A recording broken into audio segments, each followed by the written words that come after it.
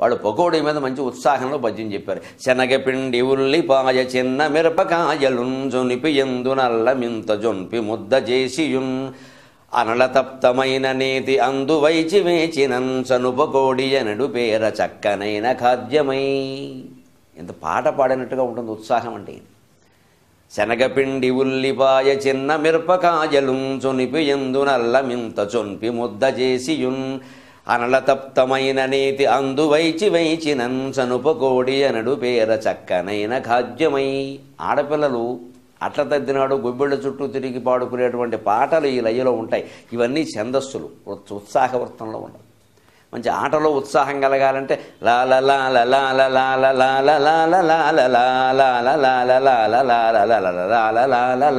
అలా ఉండాలి ఖచ్చితంగా. ఆ లయ కోసమని చిన్నపిల్లలు కూడా చప్పట్లు కొడుతూ పాడతారు. దాని పేరు మీద వంట ఎలా చేయాలో, రకరకాల పచ్చళ్ళు ఎలా చేయాలో, అసలు ఆడపిల్లలు తమకు తాము బయటికి చెప్పుకోలేని వచ్చే వ్యాధులకి వైద్యం ఎలా చేసుకోవాలో ఇవన్నీ నేర్పారు. అంటే ఈ జాతి స్త్రీ విద్య పట్ల ఎంత శ్రద్ధ చేసిందో గమనించాలి.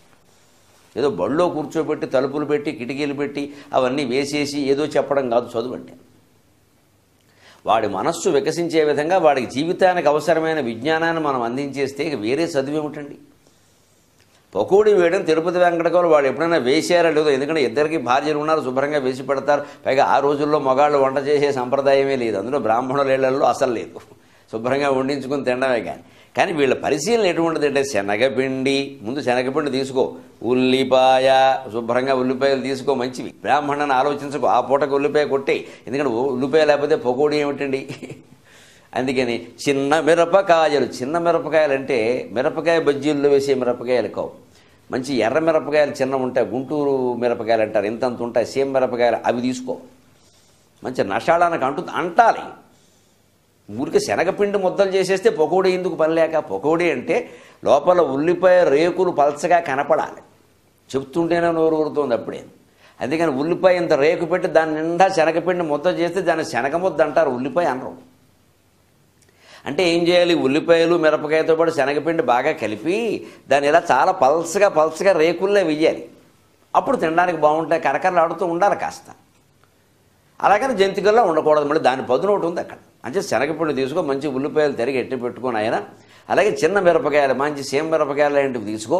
అప్పుడు చొనిపి అందు అల్లమింత ముద్ద చొనిపి వేయిచియున్, అల్లం శుభ్రంగా రోట్లో తొక్కేసి ఓ ముద్ద చేసి అప్పుడు ఈ అల్లం తీసుకో, శనగపిండి ఆ ఉల్లిపాయలు ఆ మిరపకాయల మిశ్రమంలో కలుపు. అప్పుడు అనలతప్తమైన నేతి అందు వేయిచినన్, అప్పుడు అగ్నితప్తం శుభ్రంగా గ్యాస్ పొయ్యి అంటించే విధానం కూడా చెప్పారు వాడు. ఇప్పుడంటే గ్యాస్ పొయ్యి, అప్పుడు కొంపటి పోని పొయ్యి ఏదైనా సరే, అప్పుడు పొయ్యి మీద శుభ్రంగా బాణలి మంచి మూకుడోడు పెట్టి దాంట్లో శుభ్రంగా నూనె కాగబెట్టి అప్పుడు నేతి యందు వేయించినన్, అది కూడా వాళ్ళ రుచి చెప్పారు. చూడు, నూనెలో వేయించద్దు అబ్బాయి, నేతిలో వేయి, సొమ్ము వాళ్ళది కాదుగా. అది కానీ నేతి పకోడీ వెయ్యవయ్యా, నూనెలో ఏముంది, నూనెలో ఎవడైనా వేస్తాడు. అందుకని శుభ్రంగా నేతి పకోడీ, నేతి గారెలు అనేవారు. అందుకని నేతిలో వేయిస్తే మరి ఆ రుచి వేరు నాయన. అనలతప్తమైన ముందు బాగా నెయ్యి మూకుట్లో వేసి శుభ్రంగా కాచి అప్పుడు ఈ పకోడీలు పలచగా అందులో ఆడవాళ్ళ వేడుల్లో ప్రత్యేకత ఏమిటి, ఆడవాళ్ళ వేళ్ళు సున్నితంగా ఉంటాయి, చాలా మగాళ్ళవి కాస్త ముద్దుల్లా ఉంటాయి. అందుకని తేడా ఉంది సాముద్రికంలో కూడా.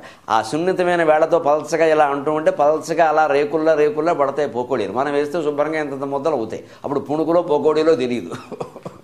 అందుకని అనలతప్తమైన నేతి యందు వేచినన్, అప్పుడు ఆ నెయ్యి కాగుతూ ఉండగా శుభ్రంగా దాంట్లో వేసి అప్పుడు కాస్త శుభ్రంగా అట్లగాళ్ళ లాంటిది పెట్టి వేచినన్ అటు ఇటు తిప్పుతూ అక్కడే ఉండు, మళ్ళీ ఏదో టీవీ చూస్తూ కూర్చొని మాడిపోతాయి.